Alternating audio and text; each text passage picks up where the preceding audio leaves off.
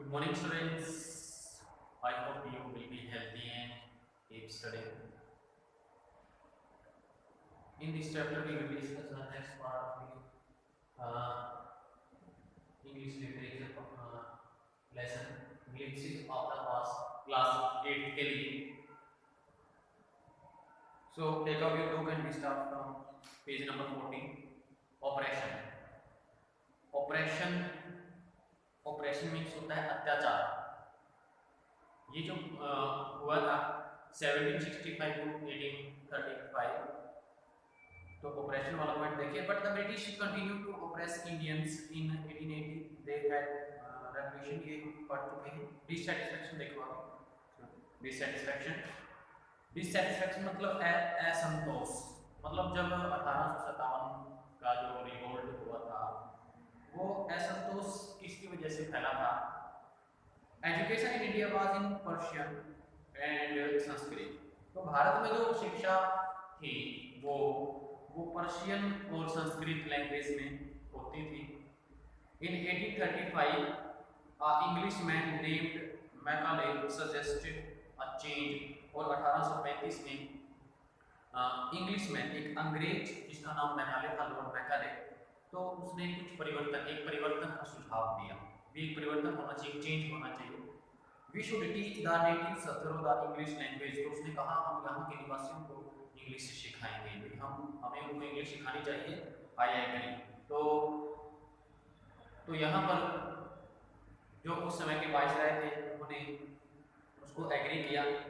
English education produce clerks to home the British gave petty jobs under them. तो English जो शिक्षा थी वो उसका मकसद एक ही था कि क्लर्क्स पैदा करना. क्लर्क्स के रूप में भारतीयों को जो एक पैटी जॉब है, जो एक छोटी मोटी जॉब है, उसके लिए तैयार करना. And incidentally it also produced a new generation of intellectuals. लेकिन आकस्मिक रूप से क्या हुआ, इसने जो न्यू जनरेशन थी उसमें एक बौद्धिक विकास को जन्म दिया. We must educate our brothers. तो उन्होंने कहा कि हमें अपने भाई बहनों को भी शिक्षित करना चाहिए. And try to improve their material conditions. और उनकी भौतिकवादी अवस्थाओं को सुधारने का प्रयास करना चाहिए. भी हम उनकी भौतिकवादी अवस्थाओं को प्रयास इम्प्रूव करने के लिए एफर्ट करें. And for that we must convey our grievances to the British parliament. और इसके लिए क्या था कि हमें क्या करना चाहिए, ब्रिटिश पार्लियामेंट के प्रति हमारी जो ये समस्या है, जो ग्रीवेंसेस, जो हमारा दुख है, वो कन्वे करना चाहिए, व्यक्त करना चाहिए, बताना चाहिए उनको.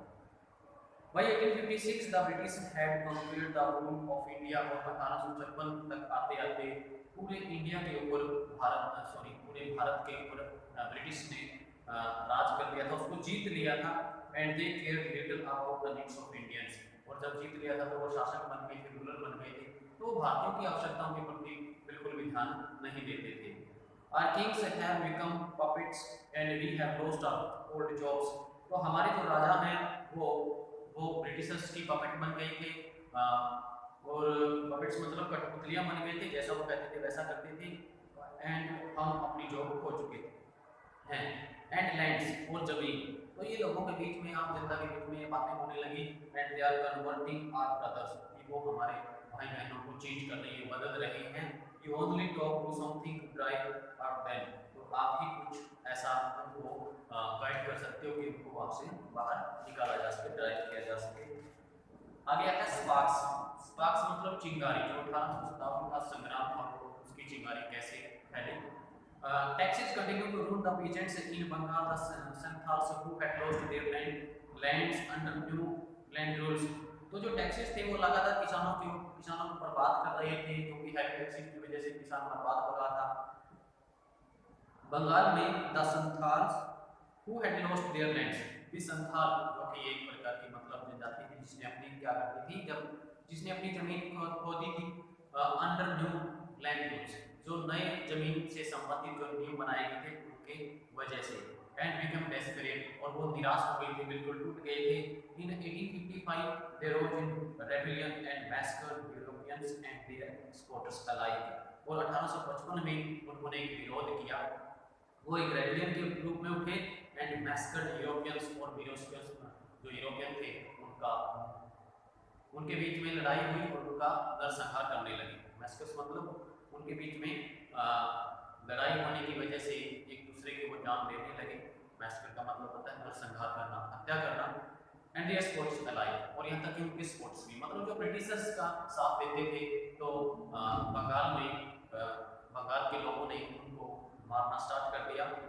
Discontent was brewing in the East India Company's army too, और जो ये असंतोष था वो ईस्ट इंडिया कंपनी में भी बढ़ रहा था।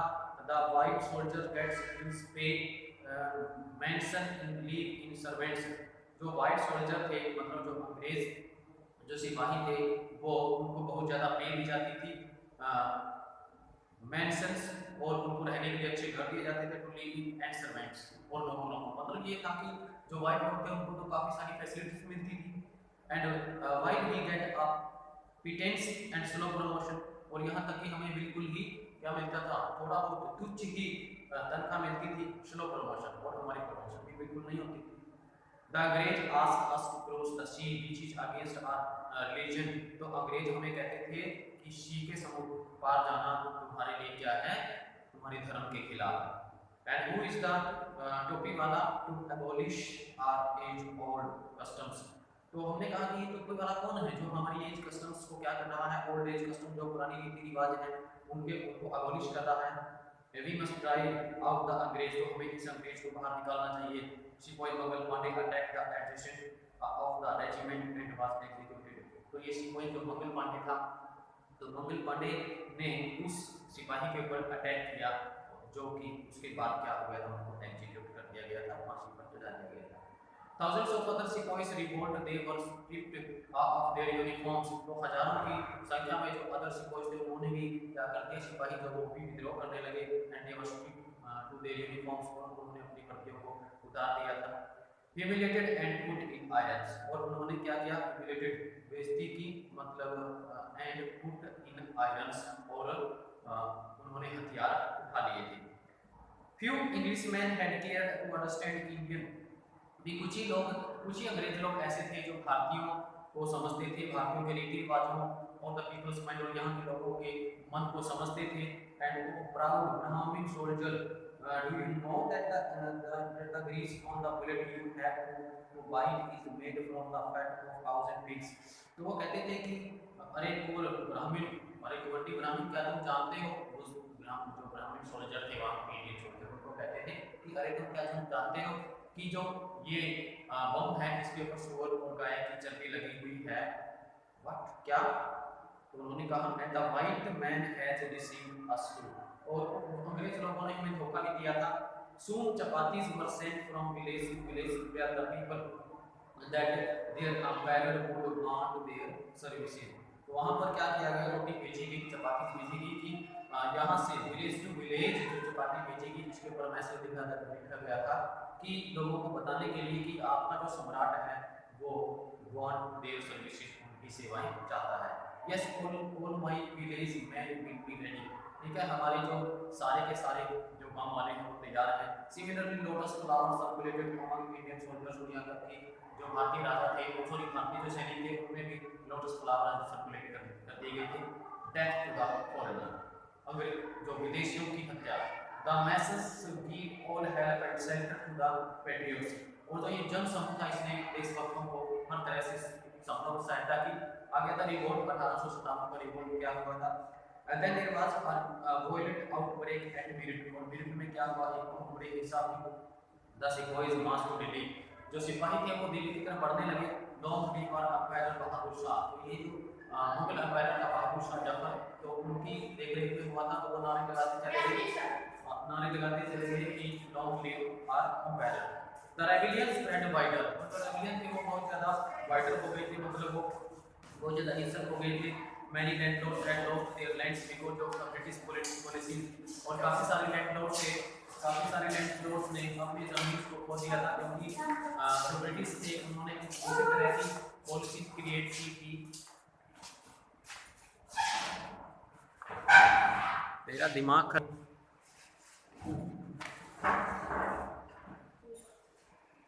तो मैनी लैंडलॉर्ड्स लॉर्ड्स ने अपनी जमीन को खो दिया था, क्योंकि ब्रिटिश पॉलिसीज ही कुछ इस तरह की बनाई गई थी एंड दे वर सोर, और वो बहुत ज़्यादा परेशान हो गए थे। The white man's rule must end, जो व्हाइट मैन्स का रूल था उन्होंने, जो 1857 की क्रांति में का जो रिवोल्ट हुआ था, तो इंडियंस ने ये नारा दिया था कि गोरे लोगों का जो शासन है अब वो खत्म हो जाना चाहिए। Yes we will help you, हाँ अब हम तुम्हारी सहायता करेंगे।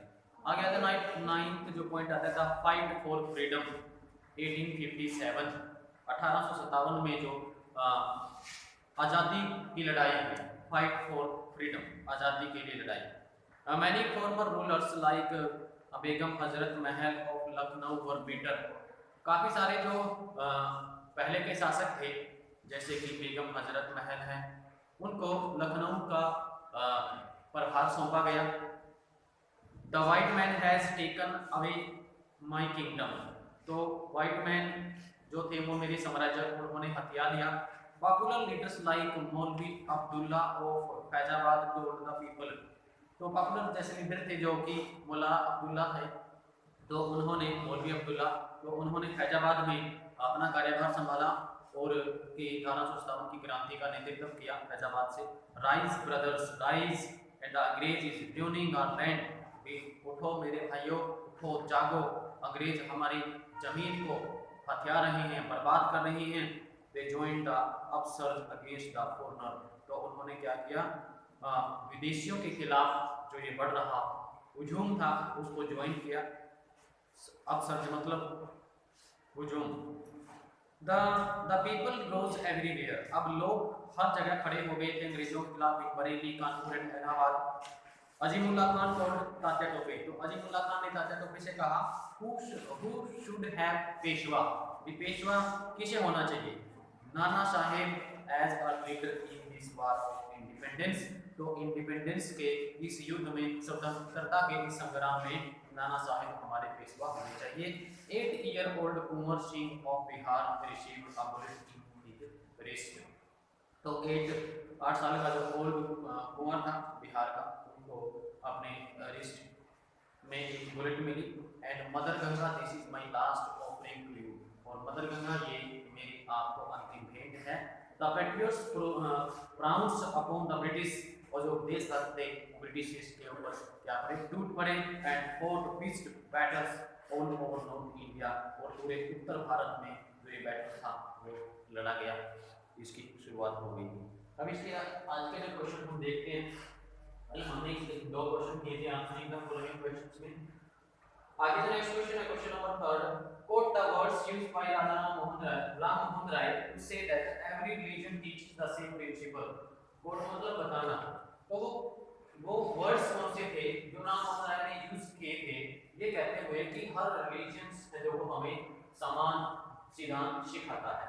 तो वो थे according to Ram Mohan Roy, cows are of different colours, भी जो गाय होती हैं वो भिन्न भिन्न कलर की होती हैं, but the colour of their skin milk is the same, लेकिन उनके दूध का जो कलर होता है वो बिल्कुल सेम होता है। इसी तरह से different teachers have different opinions, भिन्न भिन्न टीचर्स के भिन्न भिन्न विचार होते हैं, but the essence of every religion, लेकिन हर धर्म का जो सार है इज द सेम, वो बिल्कुल सेम है।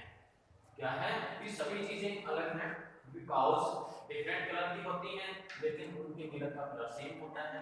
डिफरेंट टीचर्स के डिफरेंट ओपिनियंस होते हैं, but on the other hand essence of religion is the same.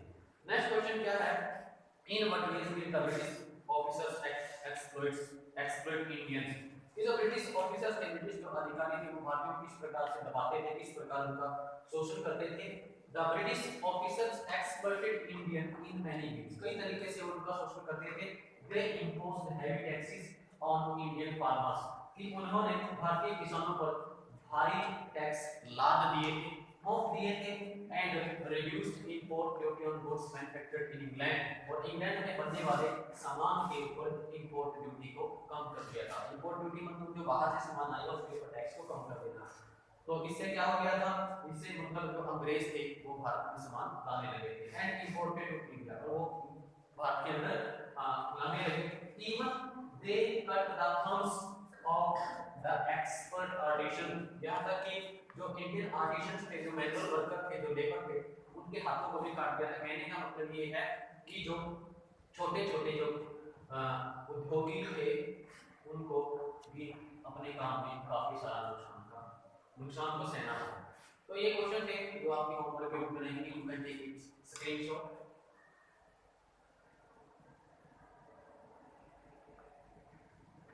See you soon in the next class. Till then, have a good day.